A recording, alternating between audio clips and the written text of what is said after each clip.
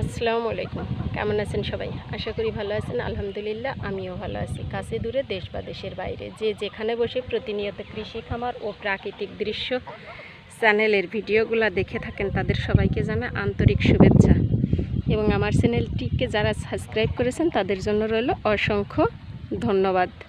তো আপনারা হয়তো দেখেছেন বরাবরই আমি প্রতিনিয়তই রাজাহাঁসের সহজভাবে অল্প খাবারে কিভাবে রাজাহাঁস পালন করা যায় সেগুলো আমি আপনাদের সাথে শেয়ার করে থাকি। তো আজ তেমনই একটা ভিডিও যে লাভজনকভাবে রাজাহাঁস পালন পদ্ধতি কিভাবে পালন করলে রাজাহাঁস লাভের সম্ভবটা বেশি থাকবে, লাভের আশঙ্কাটা বেশি থাকবে। তো সেটাই আজ আমি আপনাদের সাথে শেয়ার করব এবং কি কি উপায়ে রাজাহাঁস পালন করলে খাবার খরচটা কম আসবে। সো খাবার খরচটা যখন কম আসবে তখন অবশ্যই সেটা থেকে লাভ হবে। যেহেতু রাজাহাঁস দীর্ঘদিন ধরে পালতে হয়, অনেকটা টাইম লাগে। সাধারণত রাজাহাঁস 5 থেকে 6 মাস হলেই খাওয়ার উপযোগী হয়ে যায়, কিন্তু রাজাহাঁসের সাধারণত রাজাহাঁস হোক বা পাতিহাঁস হোক, যে হাঁসই হোক না কেন, হাঁসের মাংসের বেশি চাহিদা হয়ে থাকে শীত মৌসুমে। এই শীত মৌসুমে রাজাহাঁসের মাংসের প্রচুর চাহিদা হয়ে থাকে এবং ওই সময়টাতে রাজাহাঁসের মাংসের দামও অনেকটা বেশি হয়ে থাকে গরমের তুলনায়। তো রাজাহাঁসের যেহেতু শীত পর্যন্ত যদি আমরা পালতে যাই সেহেতু 1 বছর প্রায় লেগে যাবে, অথবা 7-8 মাস মতো লাগবে, এমনটা লাগবে সময়। তো এই এতটা দিন ধরে খাওয়ানোর জন্য অনেকেই বলে যে রাজাহাঁস নাকি রাজারা পেলে থাকে। তো অতিরিক্ত খরচের কারণের জন্য আসলে এমনটা নয়। যদি আপনি রাজাহাঁস কিছু কৌশল অবলম্বন করেন তাহলে অবশ্যই রাজাহাঁস পালনটা আপনি অল্প খাবারের মাধ্যমে বা অল্প খরচের মাধ্যমে করতে পারবেন। সেটা হচ্ছে যেমন এই যে রাজাহাঁস পালন করতে হলে অবশ্যই চারণভূমি থাকতে হবে।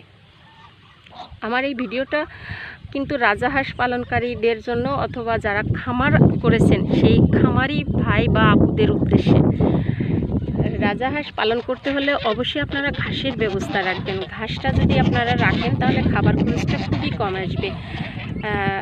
আমার কথাটা আপনাদের বিশ্বাস হবে কিনা জানি না, তবে সত্য এটাই যে আজ 3.5 মাস যাবৎ আমার 1 টাকার খাবারও লাগে না আমার এই হাঁসগুলা পালন করতে। তো এই 3.5 মাস যাবৎ যদি আমি অন্য হাঁস পালন করতাম তাহলে কিন্তু কখনোই আমার কিনা খাবার ছাড়া পালন করা সম্ভব হতো না। যেহেতু এটা রাজাহাঁস, যার কারণের জন্য আমি কিন্তু কিনা খাবার ছাড়াই এদেরকে পালন করতে পারছি। আর পারার কারণই হচ্ছে এটা যে আমাদের এখানে প্রচুর জমি পড়ে আছে, চারণভূমি। তো এই চারণভূমিতে যে রাজাহাঁসগুলো যে দেখতে পাচ্ছেন সুন্দরভাবে খেয়ে বেড়াচ্ছে, আর এই খেয়ে বেড়ানোর কারণেই কিন্তু খাবার খরচটা কম আসে। প্লাস আমার 3.5 মাস যাবৎ 1 টাকারও খাবার আমার এদের পেছনে লাগেনি। গুঁড়ো ভাত, ভুসি, ধান, গম, কোনো ধরনের কোনো খাবারই কিন্তু এদের লাগেনি। তো যদি বলেন যে এটা কি সম্ভব, হ্যাঁ এটা সম্ভব। আর আপনারা যারা পালন করবেন তাদের উদ্দেশ্যে বলি, যদি আপনাদের পাশে যদি নদী নালা থাকে তাহলে তো অবশ্যই সেক্ষেত্রে আপনারা রাজাহাঁস পালন করতে পারেন। কারণ নদী নালা যাদের আছে, বিল যাদের আছে, এদের ক্ষেত্রে রাজাহাঁস পালন করা কিন্তু খুবই লাভজনক, কারণ এদের খাবার খরচটা কিন্তু খুবই কম আসবে। খাবারের খরচটা কম হওয়ার কারণের জন্য লাভটা বেশি হবে।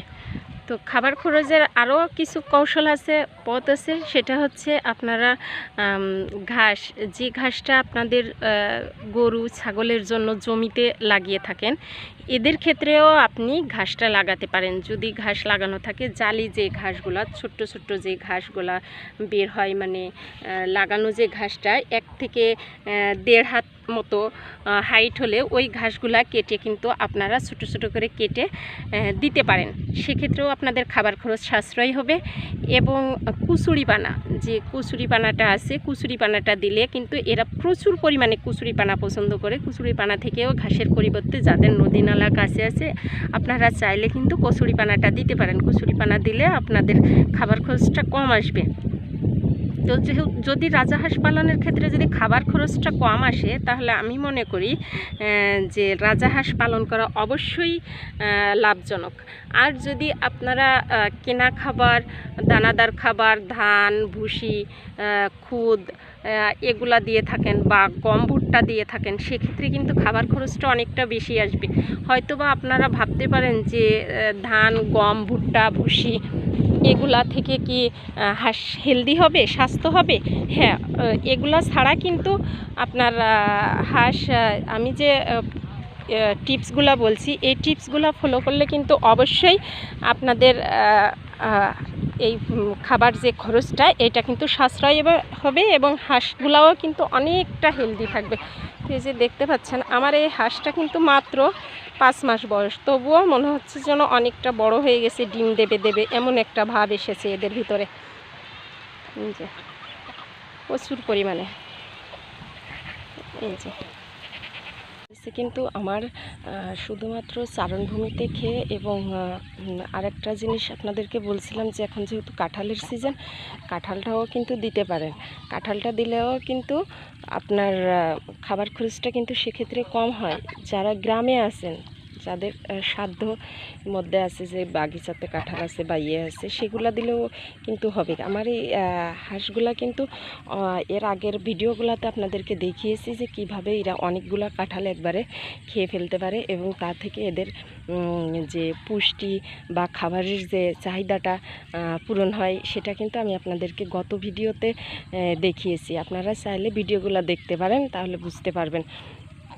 তো এই যে সব হাঁসগুলা মনে হচ্ছে যে মানে বড় হয়ে গেছে, ডিম পাড়ার উপযোগী হয়ে আসছে কিছু কিছু হাঁসের মধ্যে মনে হচ্ছে। কারণ আমার এই হাঁসগুলা কিন্তু সবই এক বয়সের না, ছোটো বড়ো আছে, কম বেশ আছে, কিন্তু তারপরেও সব থেকে বড় কথা হচ্ছে যে আমি অল্প খরচে এদেরকে মানুষ করতে পারছি।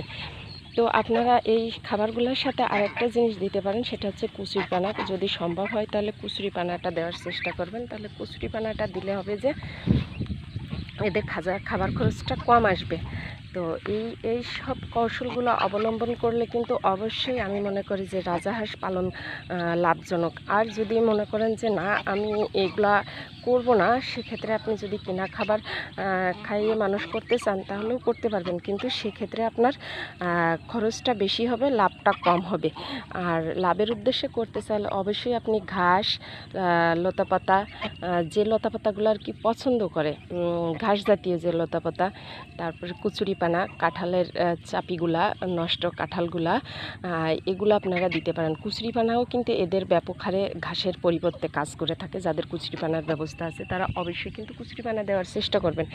কুচুরি পানা দিলে হবে কি যে আপনাদের খাবার খরচটাও সেক্ষেত্রে অনেকটা কম আসবে। আর যে জিনিসের খাবার খরচ কম আসে, সেই জিনিসটা পালন করা অবশ্যই লাভজনক। আমি মনে করি যে 100% লাভজনক। আর মাশাআল্লাহ, এরা ঘাস খেয়ে, কুচুরি পানা খেয়ে, প্রাকৃতিক খাবার খেয়ে যে হাঁসগুলা বড় হয়, সেই হাঁসগুলা কিন্তু রোগমুক্ত থাকে। আমার এই যে হাঁসগুলা দেখতে পাচ্ছেন, আমি কিন্তু এদেরকে কোনো ধরনের কোনো ভ্যাকসিন কিন্তু করিনি। হাঁসের যে ভ্যাকসিনটা দেয়, সেই ভ্যাকসিনগুলো কিন্তু আমি এদেরকে করিনি। তারপরেও উপর আল্লাহ তাআলার অশেষ রহমতে কিন্তু সুস্থ আছে। আর সুস্থ আছে আল্লাহর অশেষ রহমত, এবং আমি যে ঘাসগুলা, প্রাকৃতিক খাবারগুলো, ন্যাচারাল খাবারগুলো খাওয়াই সেই কারণের জন্য। আর ন্যাচারাল খাবারে আসলেই একটা শক্তি, পুষ্টি, গুণাগুণ সব কিছুই থাকে, এবং খাবার খরচটাও কম আসে। তো আপনারা চাইলে টিপসগুলো ফলো করতে পারেন, যারা রাজাহাঁস পালন করছেন বা পালন করতে চান। আশা করি এই টিপসগুলো আপনাদের কাজে দিবে। তো দেখা হবে পরবর্তী কোনো ভিডিওতে। সে পর্যন্ত সবাই ভালো থাকবেন, সুস্থ থাকবেন। আর আমার চ্যানেলটিতে যদি নতুন হয়ে থাকেন, আমার চ্যানেলটি যদি আপনাদের ভালো লেগে থাকে, উপকারে এসে থাকে, তাহলে অবশ্যই সাবস্ক্রাইব করে পাশে থাকবেন, বেল আইকনটি বাজিয়ে দেবেন, এবং ছোট্ট একটি লাইক দিয়ে নিত্য নতুন ভিডিও করার অনুপ্রেরণা যোগাবেন। আল্লাহ হাফিজ।